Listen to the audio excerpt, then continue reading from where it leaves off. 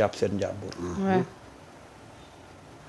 waaye sénégalais yi ñoo xamul nu ñuy def Ousmane te xam ngeen ni ngeen di def Ousmane. mooy ànd ak moom.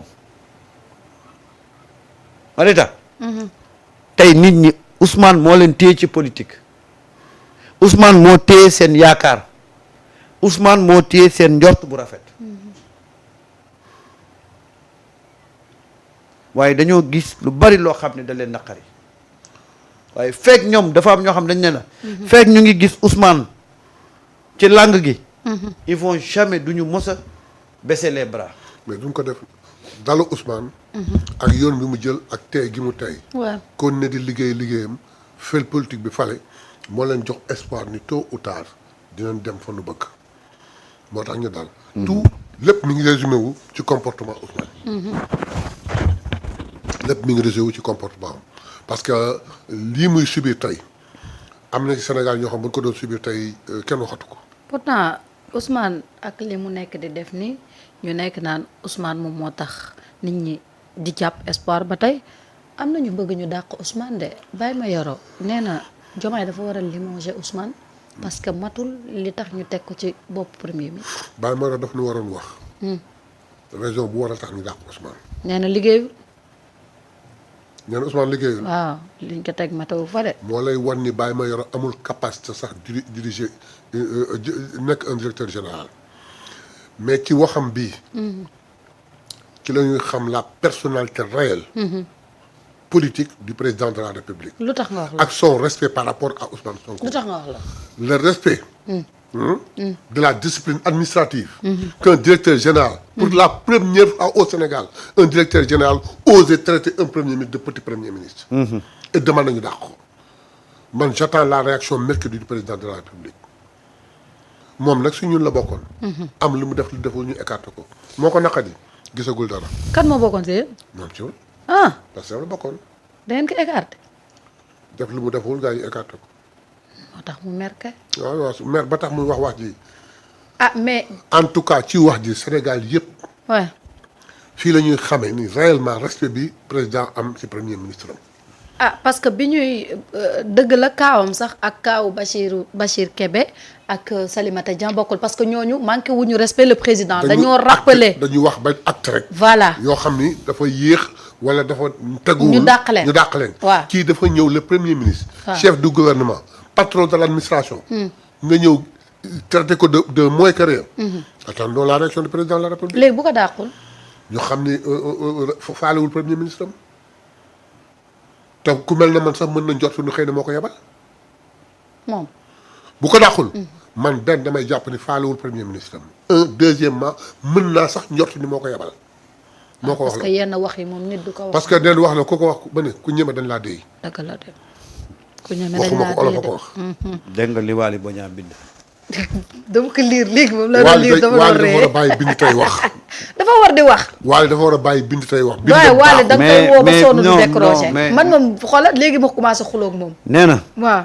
la politique a ses coalitions que la raison ne connaît pas. La politique a ses coalitions que la raison ne connaît pas. Elles sont plus des structures meublantes que de véritables instruments de proposition et de conquête. On y fait semblant de se projeter sur une vision juste pour profiter politiquement du momentum. Ces mots auront tout leur sens lorsque le car rapide ratera un virage et que les apprentis qui jonchent le marchepied rivaliseront de cëppeelu acrobatique. Waly est-ce que doomu aadama la ma. Waly li mooy Waly dafa war a wax ba ta bàyyi dama bind. ko liir sàq damay ree. li mooy yóbbalu bés bi. yóbbalu bés bi. Mais tu vois, donc quand il dit la politique a ses raisons que la raison ne connaît pas, la coalition a ses nee na la politique a ses coalitions que la raison ne connaît pas. Hein? C'est-à-dire que et boo ko résumé voilà ce qu'il dit li muy di wax c'est exactement ça. C'est-à-dire que da ngay gis benn coalition boo xam ne mais doo xam la raison de l'existence de cette coalition là. keroog bi ñu teg seen mouvement des cadres la coalition Diomaye bu ñu teg seen mouvement des cadres xool naa xool mënuma cee gis kenn ku ma xam. waaw. xanaa sauf le Tine là laa ci xam. Ablaye Tine. Ablaye Tine maître Tine. maître Tine mu. bu boobaa am nañ ci réponse bu wér a wér mooy xamul sax li muy wax.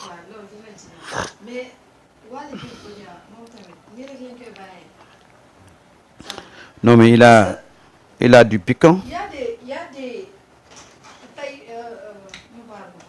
Premier ministre du Sénégal nga bëgg ni nañ ko dàq parce que je comprends ba di ko traité petit premier ministre alors que des gens ont dit moins grave. ñu dàq leen. naan di évoquer solidarité gouvernementale. moo tax ma wax ni à commencer par son ministre de tutelle moo war a jëkk bind demander son limogeage. non li mu bind leer na moom dafa ni. il se désolidarise. ça ne suffit pas. ça ne suffit pas. ça ne suffit pas il a fait une faute grave da ngay propose ñu dàq ko. waaw Samba loolu nga doon wax sànq. non mais loolu laa doon wax sànq doyen. loolu la doon wax sànq. dafay proposer ñu dàq ko. merci beaucoup doyen. le président bu fekkee dafa respecte son premier ministre. Un petit premier ministre que le président a laissé en place pendant 2 ans mooy président amoo fulla. billaay. Un petit premier ministre nga jël pendant 2 ans yow amuloo fulla donc président daf ko war a dàq bu gaaw a gaaw lu ko mooy nag man ma njortu ni. daf ko ku ñeme dañ laa dey. ku ñeme dañ laa dey. xam nga boo xoolee. même ci semaine bële passé. invité nañ un cadre de ce même ministère dans une radio de la place.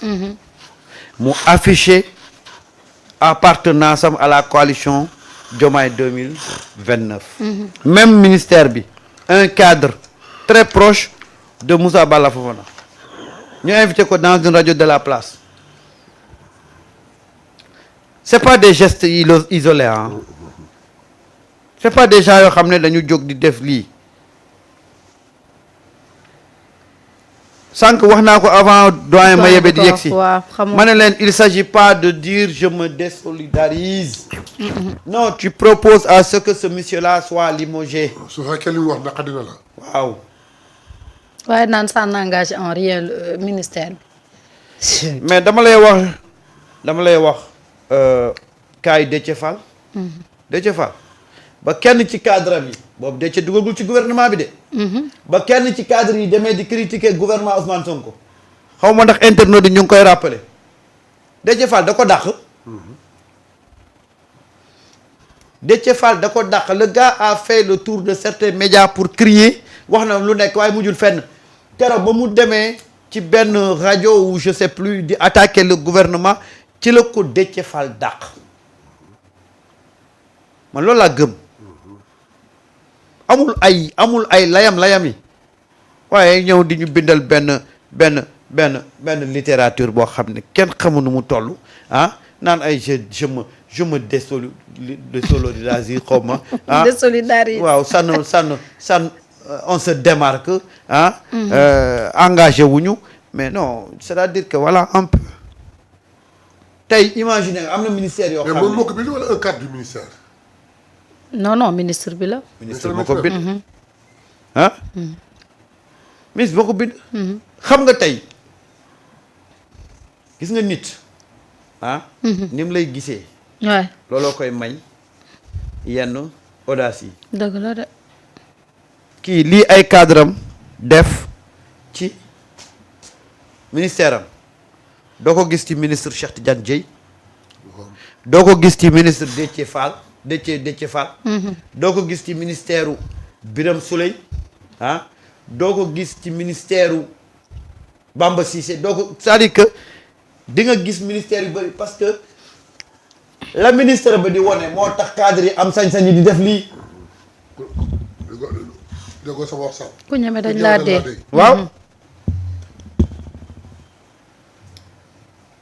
lii nii am ci ministère am doo ko gis ci ministère yu Déthié Fall doo ko gis ci ministère yu Birame Souleye mais lu tax ces cadres là di am audace su def lii. lan moo ko waral yaa angi suuraj. waaw mais c'est parce que saa yi nag kay ma xamal benn affaire de.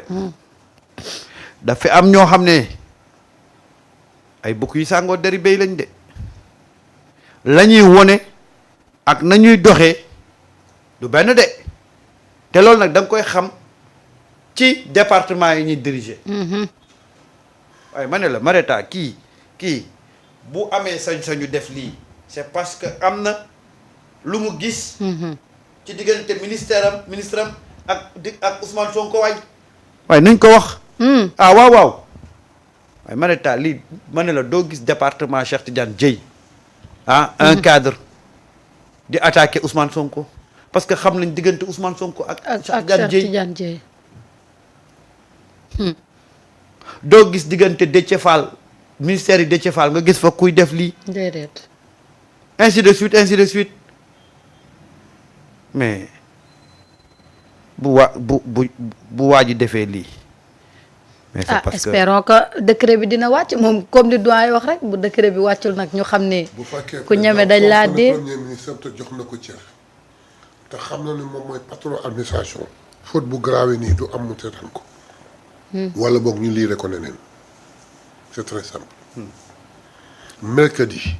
première décision yi mooy waa ji warul fanaanoo titre DG. kii de dina fanaan ak DG. man de wax dëgg yàlla dafa mel ni doyen Maye ni mu mel ak Ousmane Sonko. ñu toog tey dégg ne kenn ci waa kër doyen Maye bi mu ngi attaqué Ousmane Sonko. mooy wane ne aw ma maîtrise sama kër wala boog li may wax ci mbedd mi du dëgg sama. jeex na merci beaucoup doyen. soit aw ma maîtrise sama kër wala boog li may wax ci mbedd mi nit ñi di ko dégg ak la may wax sama kër bokkul. dëgg la de. leen de xam naa ko. yàlla ma ci yàlla mosal su ma waroon gannaaw Ousmane Sonko. sama soxna war na gannaaw. mais Ousmane Sonko doomam la. daf ko bëgg ba nga xam ni bu ko gisee muy wax sax mu jooy man wóor na ma su ma ko waroon gannaaw mu woon ma gannaaw waxuma nag leneen man sama waa kër yàlla dafa dogal ñoom ñëpp ñu mel na man su ma toogee ak suma papa mu xool Samba di kilifa mu ni Samba mii la muy doon kilifa faalewu ma ko. ëllëg bu Samba waxee moom ma ne ko faalewu ma la. noonu la demee doomu naar lu mu wax ca berkel la ba la ko dégg. ñaaray mën a am man daal communiqué bii doy ma benn. ñaareel ba j'attends la réaction du président de la République. dañ nekkoon ci fête. mais premier jour ouvrable mardi. bu décret bi génnul mercredi décret bi war na génn. kon yéen a ngi xaar décret bi. man jusqu'à preuve du contraire maa ngi koy xaar. bu ma ko gisul nag ma soog a. interpréter neneen c'est ça. c'est-à-dire que s'il le fait ba mercredi maa ngi koy xaar su ma ko gisul nag ma interpréter neneen. fonk sa premier ministre. bi nga xam ne moo la téyel réew mi. wallaay defaral la yëpp. ba bërki dem rek ngay gërëm gouvernement bi tey jii ñëw taxaw ni kii di ko traité de petit premier ministre nga toog seetaan mooy li mu wax daf la neex. en tout cas s'il le limoge pas.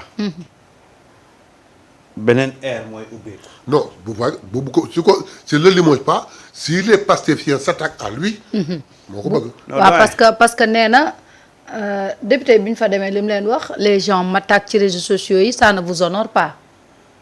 loolu la wax député yi loolu ça ne vous honore pas le fait que ngeen bàyyi xale yi di ma attaqué ci réseau yi. lu mu def ba xale yi di ko attaqué. mais man léegi moom tamit su fekkee xale yi di ko attaqué. oui keroog bi Ousmane joxoñee xale yëpp fëx jëm ci moom. gàddu ko campagnal ko keroog bi ñu ko libéré. dëkku Ndakaar yëpp kenn nelawul.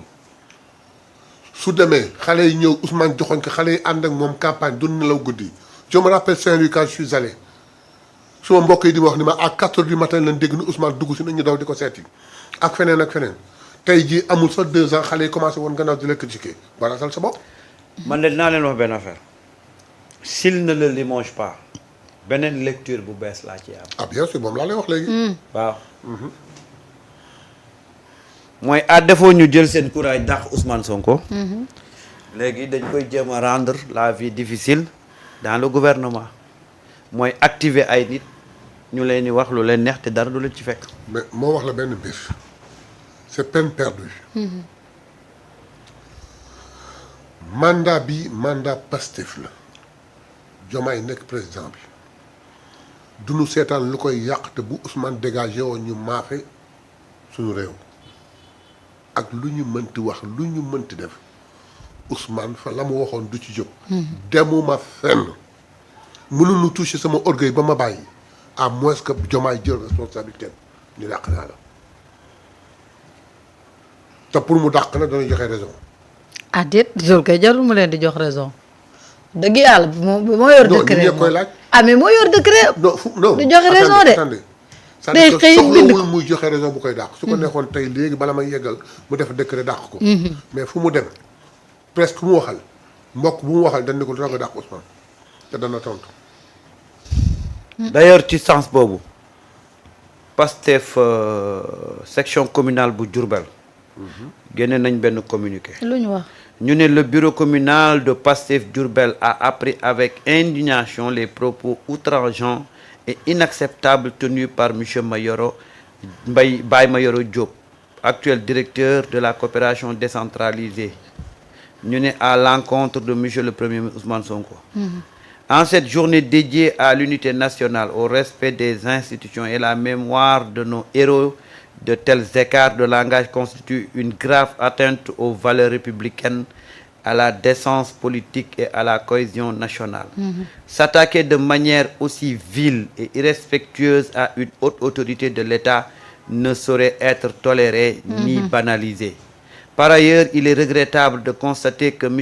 Baye Mayoro Diop utilise le nom du président Ousmane Sonko pour se faire coller et accéder à des responsabilités. Persiste encore dans cette logique en toute impunité. Nous lui exigeons des excuses publiques immédiates et appelons les autorités compétentes à prendre les mesures nécessaires pour éviter toute récidive plutôt. Le bureau communal Pastef Diourbel condamne avec la plus grande fermeté ces propos injurieux, indignes qui s'écartent des principes de loyauté et de respect pour une personne investie d'une mission de service public. man maire bi présentation d'excuses. soxaluma. loolu soxal. d'accord. mu nekk un exemple pour keneen bañ ko def ñu xam ne respecté nañ le premier ministre. suñ ko deful ma xam ma njottu la neen dafay yomb trop. Voilà. présent des excuses dafay yomb trop. c'est trop facile. moom turam mbaddkat la am sax. xam nga yii. ouais. il faut que gars yi di épargner seen ay papiers. di épargner seen ay écriture parce que gis nga ces genres de communiqué là amul benn impact. ki nga koy bind amu ci benn impact ñii moom c'est-à-dire que yii jarul ay communiqué booy excuser wu ci kenn ngay excuser wu. dëgg yàlla. est-ce qu'on a besoin de ces excuses? moi non. est-ce que quand Bassirou Kébé bi mu jógee di wax luy dëgg. est-ce qu'on lui a demandé des excuses? déedéet. dañoo xëy dàq ko.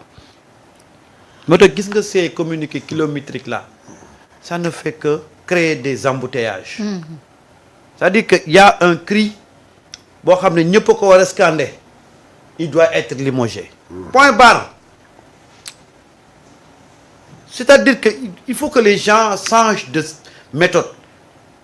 Ces communiqués-là, ils ne font que créer des embouteillages dans les réseaux sociaux. Mais il faudra être gis nga man xam lu ma gëm nit ki boo nekkee ci benn affaire da ngay il faut être radical. gis nga Sonko fi mu leen toll Sonko ku ko attaqué amul layami.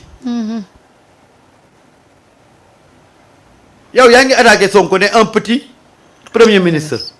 un petit premier ministre dinaa la demander ay excuse. ne la présenter la excuse. sa kilifay kilifa. waaw mais xoolal waxuma la sax kilifa mais Ousmane Sonko rien que leader. wala état kenn warul nangu ñu attaqué ko ngay pondre communiqué. di ci def toute cette littérature là.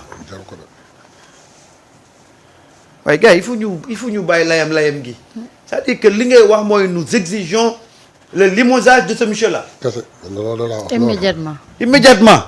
waaw. kese. mu nekk un exemple. mais pourquoi nous fatiguer avec autant de communiqués man xam nga mu xamoon ne yëpp communiqué bi ci ay excuses lay mujjee ah. mais du ma ko lire waaye comme dañ ma ko envoyé moo tax ma lire ko waaye xam nga ne lii du communiquer dara déedéet ah déedéet. waaw waay gars yi nañ bàyyi caaxaat waay. doy na waar de espérons que le président de la République dina si jël ay matuwaayam comme